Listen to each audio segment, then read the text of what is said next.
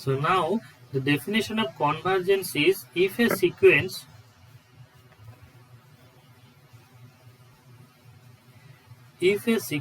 an has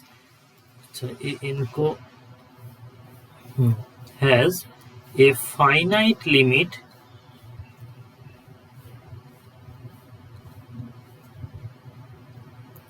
then it is called a convergent sequence.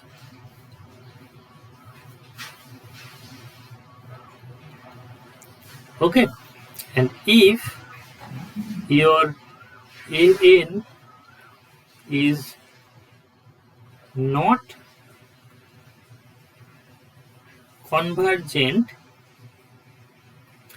then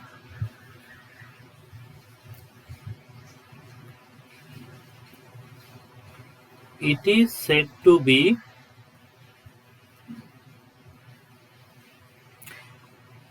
divergent.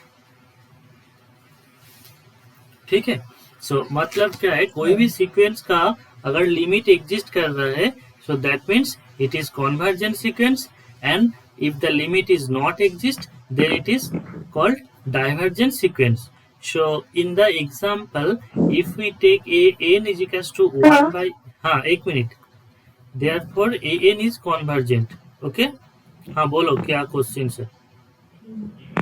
Sequence के बगल में an क्यों लिखे हैं ब्रैकेट में? an यही क्या है मतलब सीक्वेंस का, सीक्वेंस तो यही है, सीक्वेंस को हम लोग इस तरह डिनोट करते हैं ना, सीक्वेंस को डिनोट कर रहा है. हाँ सेकंड ब्रैकेट से सर सीक्वेंस को डिनोट करते हैं ना, इसीलिए लिखे. Hello sir. अच्छा ठीक है सर. इसका क्या होगा बताओ? ये सर ये कन्वर्जेंट होगा सर. यस सर, ये कन्वर्जेंट होगा. डाइवर्जेंट Convergent हो रहा है डाइवर्जेंट सर डाइवर्जेंट यहाँ पे an is equals to 2n minus 1, ठीक है ना. So if we Yes, take limit n tends to infinity an, so that means limit n tends to infinity to n minus 1, so now it is, yes sir ये divergent होगा sir. ठीक है. So it has not this limit does not have a finite limit, so therefore is divergent. ठीक है, clear? Sir non finite में सिर्फ infinity भी होता है और कुछ नहीं होता है. और कुछ नहीं होगा, दोनों ही होता है, इधर कॉन्वर्जेंट और डाइवर्जेंट. मतलब एक फाइनाइट लिमिट आएगा, मतलब कुछ वैल्यू होगा वो, और कुछ वैल्यू ना मिल रहा है मतलब वो तो इनफाइनिटी होगा ना. यस सर, मतलब कि अगर लिमिट डिफाइंड भी नहीं रहे तो उसको डाइवर्जेंट बोल सकते हैं. हाँ. So all of you have understood now what is the convergent series and what is the divergent series? Yes sir. Yes sir. Okay. हाँ sir. Next yes is sir. Sir थोड़ा अच्छा प्रॉब्लम दीजिए sir. next is bounded sequence. Okay. So what is bounded sequence? If a sequence an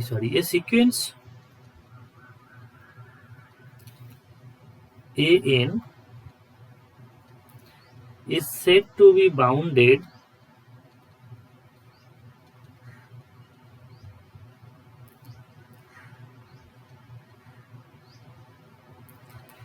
if there exists a number k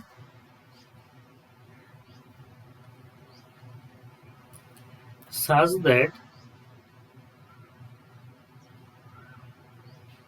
an is less than k, mod an less than k for every n. ठीक है, अगर इस तरह होगा then you can say your sequence an is convergent. ठीक है, मतलब sequence का मॉड ले लेना है and then you have to check that it is less than a number k or not. If it is less than a number k, then it is bounded. ठीक है, bounded sequence. So just tell me if you have like that कि जैसे अभी लिखा था 1 3 5 2n minus dot dot dot करके 2n minus 1 dot dot dot this is 2n minus 1. So what इसके लिए क्या होगा? व्हाट मैं क्या बोल रहा हूँ कि यहाँ पे मैं जो एग्जांपल लिखा हूँ इज इट बाउंडेड और not? 1 3 5 dot dot dot 2n minus 1 is this bounded sequence और नॉट? बाउंडेड होगा सर. क्या नो नहीं होगा यस सर, बाउंडेड चाहिए सर. बाउंडेड होगा. यस सर नहीं सर, समझ पा रहे कैसे बताएं बाउंडेड है कि CP2n नहीं. माइनस 1 पॉजिटिव ही होगा देखो सर. ऐसा कुछ पॉसिबिलिटीज आ रहा है क्या? an माइनस नॉट an का वैल्यू लेस देन. सर समझा दीजिए तो प्रॉब्लम सर नहीं हो रहा है. तो जनरली यहाँ पे देखो तुम कुछ के तुम्हें नहीं मिले, बट एक्चुअली क्या है कि सपोज के का वैल्यू तुम कुछ मान लिए, कुछ भी मान सकते हो. सर हाँ बाउंडेड में समझ नहीं आ रहा कैसे प्रोसीड करें. बोलो क्या क्वेश्चन है? सर एक मिनट सर. वही बता रहे. सर एन जो होगा सर ऑल नंबर सीक्वेंस का जो भी जितना भी नंबर है सबके लिए सेटिस्फाई करना चाहिए ऊपर वाला कंडीशन है. ऑब्वियसली सबके लिए सेटिस्फाई होना चाहिए. सर सुनिए ना हाँ बोलो. सर, ये बाउंडेड फंक्शन होगा कि ना होगा सर, तो ये n पे नहीं डिपेंड करेगा सर. अगर मेरा n का वैल्यू माइनस के प्लस 1/2 से बड़ा होगा, लेकिन के प्लस 1/2 नहीं तो होगा, मैं इनके ऊपर डिपेंडेंट नहीं होगा. सर आप बताइए ना कैसे होगा. बाउंडेड फंक्शन इनके ऊपर डिपेंड नहीं करेगा. जितना भी सर a होगा. के जो वैल्यू होगा सर, चलो हाँ, सर, के जो वैल्यू होगा सर वो फाइनाइट होना चाहिए ना सर. के फाइनाइट होना चाहिए, ये के फिक्स होना चाहिए. ठीक है, क्या सर? ये जो के है दिस के हाँ, should sir. B fix number, मतलब एक ही नंबर होना चाहिए. ऐसा नहीं है कि तुम कुछ देर के लिए एक बोला फिर दूसरे के लिए हो जाएगा, ऐसा नहीं है. तब तो सर ये बाउंडेड नहीं होगा सर.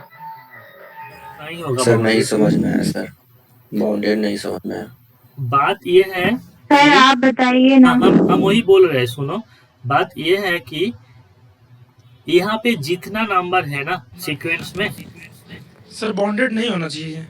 सुनो बात सुनो मेरा. सीक्वेंस में जितना नंबर है, सीक्वेंस में जितना नंबर है सभी नंबर को एक नंबर से छोटा होना चाहिए. तो यहाँ पे ऐसा कुछ नंबर है क्या जिस नंबर से छोटा होगा? ऑल नंबर्स सीक्वेंस में जितना नंबर है सब नंबर पर्टिकुलर किसी नंबर से छोटा है क्या? नहीं सर. कभी पॉसिबल नहीं सर, नहीं है. इन्फिनिटी पे सर ये इन्फिनिटी कैसे पता चलेगा. यहाँ पे एक्चुअली देखो n का वैल्यू तुम जितना बढ़ाते जा रहे हो ना, जनरली एक लाइन ले लो. So now just see, this is your 1, this is your 3, this is your 5, this is your 7. So इस तरह जितना तुम आगे बढ़ रहे हो n का वैल्यू उतना ही आगे जा रहा है. ठीक है, लेकिन बाउंडेड सीक्वेंस के लिए क्या होगा कि पर्टिकुलर एक पॉइंट, मतलब एक नंबर की तरफ जाएगा, वो उससे भागेगा नहीं. लेकिन यहाँ पे n का वैल्यू जितना तुम बढ़ाते जाओगे वो एक ऐसा कुछ नंबर ही नहीं मिल रहा है जिसपे मतलब जिसकी तरफ वो कन्वर्ज कर रहा है. जैसे कि तुम अगर एक एग्जांपल लोगे, जैसे 1, 1/2, 1/3, इस तरह एक नंबर ले लिया. ठीक है, तो ये वाला नंबर पे देखो क्या हो रहा है. ये this is your 0, this is your 1. ठीक है, नाउ दिस इज योर 1/2, फिर 1/3 है ना.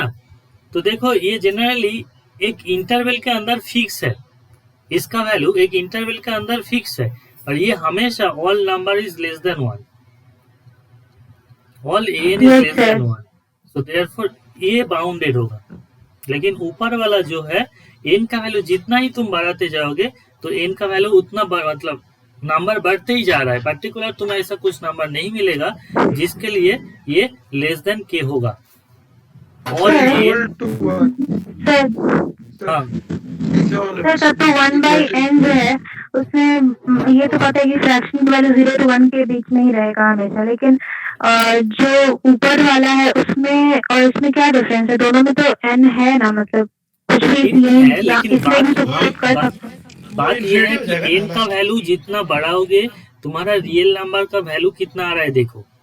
ये जो वैल्यू है n का वैल्यू जितना बढ़ा रहे हो वो कितना हो रहा है। यहाँ पे n का वैल्यू अगर 4 दिया तो कितना हुआ, 5 दिया तो कितना हुआ देखो। ये से एक बात तो है नीचे वाले में कि 0 to 1 के बीच में ही रहेगा, मतलब वही बोल रहे 6 हैं, 10 पावर के बीच पर्टिकुलर में। एक नंबर के साइड पे जाएगा, ठीक है। हाँ ठीक है, इज समझ। दिस सर वहाँ क्लियर? इक्वल सर बोलो। वहाँ इक्वल टू 1 भी होगा ना, इक्वलिटी भी लगेगा ना सर सेकंड एग्जांपल में। हाँ हाँ हाँ हाँ, लेस इक्वल्स टू 1 ऑब्वियसली, ठीक है, क्लियर। तो सर ऊपर वाले डिफिनीशन में इक्वलिटी लगा हुआ नहीं है, तो यहाँ 1 के जगह 2 ले सकते हैं सर। ऊपर वाला जो एग्जांपल है इस पे क्या बोल रहे हो? जो डिफिनीशन है सर उसमें के जो है वो अच्छा ये हाँ, ओपन यहाँ है पे, सर। हाँ यहाँ पे इक्वल्स टू ले सकते हो, कोई दिक्कत नहीं होगा इसमें, ठीक है। बाउंडेड सीक्वेंस में ये लेस इक्वल्स टू लिखता है बहुत सारा बुक्स में, मैं अभी देखा हूँ, तो लेस इक्वल्स टू लिख सकते हो, कोई दिक्कत नहीं है इसमें, ठीक है।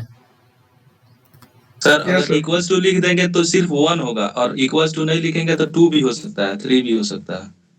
कुछ भी हो सकता है लेकिन बाउंडेड होगा, ठीक है ना। यस सर, यस हाँ। सर।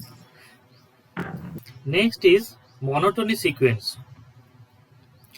तो मोनोटोनिक एक्चुअली दो होता है, मोनोटोनिक। सो डेफिनेशन मोनोटोनिक में क्या है, दो होता है, एक होता है मोनोटोनिकली इंक्रीजिंग एंड एक होता है मोनोटोनिकली डिक्रीजिंग, ठीक है। So if you have an plus 1 greater equals to an for all n, then it is monotonically increasing, okay। Monotonic होता क्या है सर? बोल तो रहा हूँ, रुको ना। मोनोटोनिकली इंक्रीजिंग, इसका मतलब क्या है कि जो तुम्हें सीक्वेंस है, सीक्वेंस हम लोग a1 a2 इस तरह लिखते रहते हैं, ठीक है। So now an plus 1 greater than an, इसका मतलब क्या है, a2 an, देखो n का वैल्यू अगर 1 पुट करोगे तो क्या होगा, a2 is greater than a1, ठीक है। समझ गया सर। हाँ, तो इसका मतलब क्या है कि वैल्यू धीरे धीरे बढ़ता जाएगा, इस तरह होगा।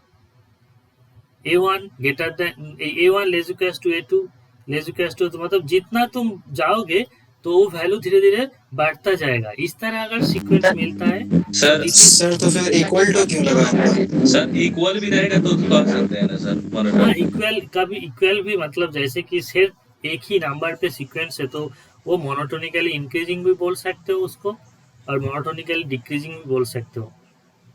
Yes sir.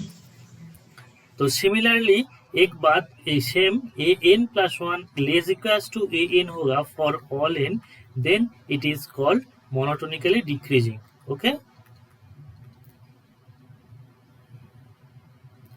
मोनोटोनिकली नहीं लिख रहा हूँ, मान लो कि इसके अंदर है मोनोटोनिकली डिक्रीजिंग, ओके।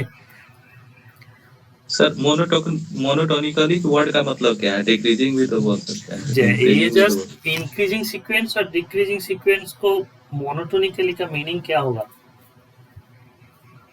हमें भी कुछ सर पता नहीं। फ्लक्चुएटिंग नहीं होता, मतलब फ्लक्चुएट कर तो हमेशा ही बढ़ता रहता है। कॉन्टिन्यूटी रहेगा, बीच में बढ़ता ही Yes. जाएगा, ऐसा नहीं है कि बढ़ेगा।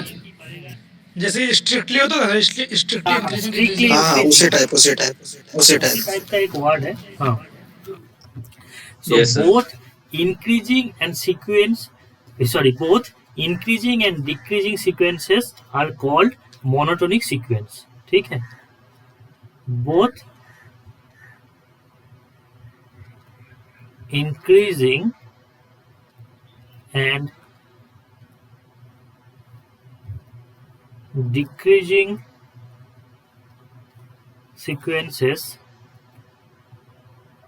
are called monotonic सीक्वेंस, ठीक है।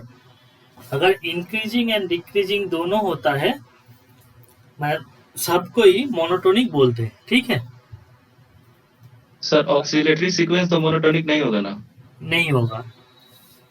यस। ये ऑसिलेटरी क्या होता है? हाँ, अभी उसी में आएंगे हम अभी। तो मोनोटोनिक सर- समझ में आ गया। हाँ, जैसे कि देखो ये जो हम लोग इस एग्जांपल पे, एग्जांपल नंबर 2, ये एग्जांपल क्या है, इंक्रीजिंग है या डिक्रीजिंग है? डिक्रीजिंग। डिक्रीजिंग है सर। Yes sir, monotonic. ठीक है। और फिर एग्जांपल नंबर 1 इंक्रीजिंग है। Increasing. So yes clear, increasing और डिक्रीजिंग समझ में आया? Yes sir. सर तो कोई एक सीक्वेंस इंक्रीजिंग भी दिखाएगा और डिक्रीजिंग भी दिखाएगा? नहीं, दोनों एक साथ नहीं दिखा सकते, कैसे दिखेगा? सर तो ये जो लिखे हैं बोथ इंक्रीजिंग, नहीं बोथ तब जो मतलब कंबाइंड रहेगा तो मोनोटोनिक। नहीं बोथ ऐसा नहीं है। एक होगा मतलब जो इंक्रीजिंग सीक्वेंस है उसको भी मोनोटोनिक बोलते हैं, और जो डिक्रीजिंग है उसको भी मोनोटोनिक बोलते हैं। ऐसा नहीं है कि एक ही सीक्वेंस को दोनों सेटिस्फाई करना पड़ेगा। सर क्लियर नहीं हुआ ये। यहाँ पे क्या हुआ कि पहले डेफिनेशन समझ में आया ना, इंक्रीजिंग सीक्वेंस और डिक्रीजिंग सीक्वेंस का। Hello sir. यस। एक मिनट रुको, बाद में हेलो बोलना। इसको भी बोलते हैं इंक्रीजिंग और डिक्रीजिंग, दो है। तो बात यह है कि बोथ इंक्रीजिंग एंड डिक्रीजिंग, इसको हटा दो, ठीक है। मतलब अगर इंक्रीजिंग होगा तब भी तुम मोनोटोनिक बोल सकते हो, और डिक्रीजिंग होगा तब भी तुम मोनोटोनिक बोल सकते हो। आइदर इंक्रीजिंग और डिक्रीजिंग। हाँ, इधर सर आपको ये लाइन पहले लिखना चाहिए था, इसलिए समझ में सबको नहीं आ रहा है। ठीक सर वो है। इक्वल तो फिर ऐसे क्यों लिखे?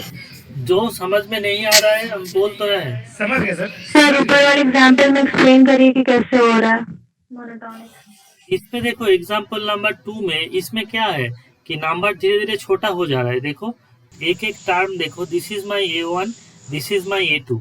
नाउ A1 और A2 में अगर तुम लोग कंपेयर करोगे, यू कैन सी A1 से A2 छोटा है, ठीक है। फिर A2 और A3 को चेक करो, देखो A3 और भी छोटा हो गया।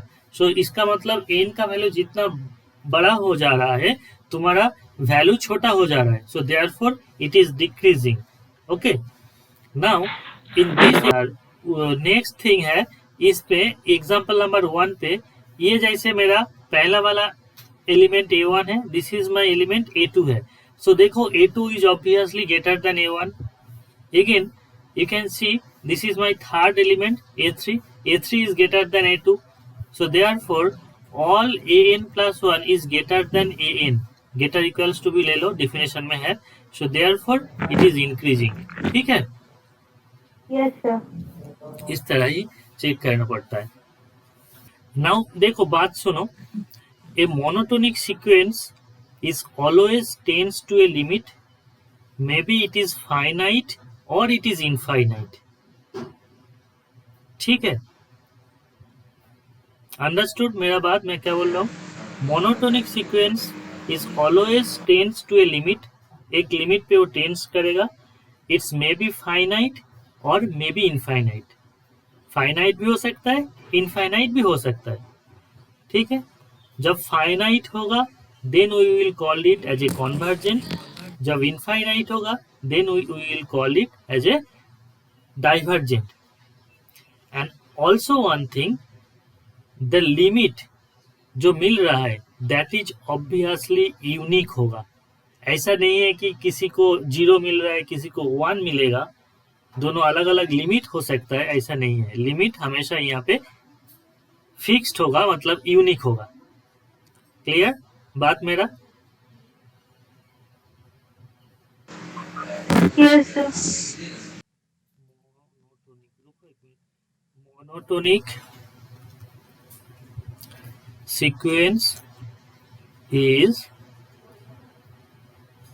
always tends to a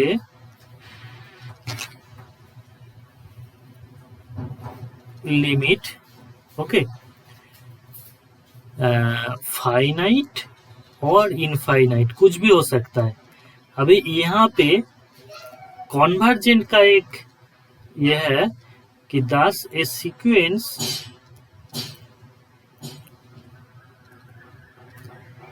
which is monotonic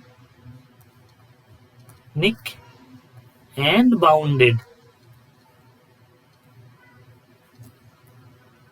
then it is sir finite और फिनाइट लिखे हैं सर, इनफिनाइट ना हो सर। फाइनाइट नहीं लिखे, अच्छा अच्छा सॉरी, फाइनाइट और infinite, then it is convergent। इस स्टेटमेंट को थोड़ा देखो मैं क्या बोल रहा हूं।